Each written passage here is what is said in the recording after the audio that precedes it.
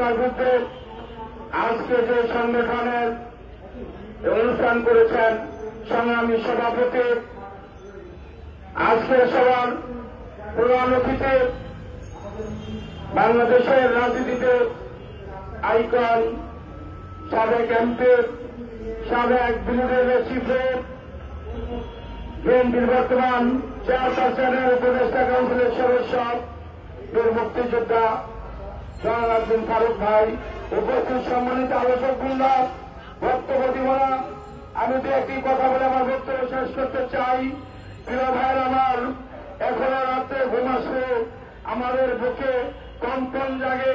ওই ফুলানির আত্মা এসে আমাদের কাছে বলে কানে কানে, ওই আমাকে ভারতে হত্যা করলো, আমার বিচার তো তোমরা করবে না।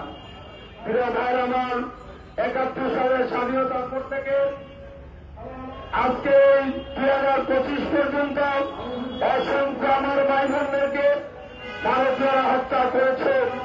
আমরা বিচার করতে পারি নাই, আমাদের সরকার বিচার করতে পারে নাই। ফ্যাসিস্ট সরকার করিয়াছি না, ভারতের সাথে আঘাত মিলে এই হত্যাকে স্বীকৃতি দিয়েছে।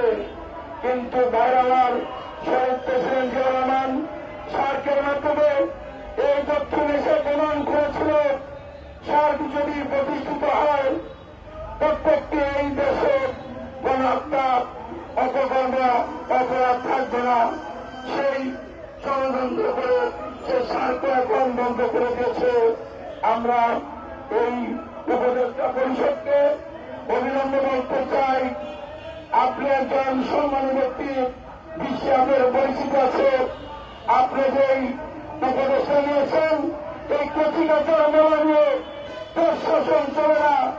অবিলম্বে একটি জাতীয় নির্বাচন নিয়ে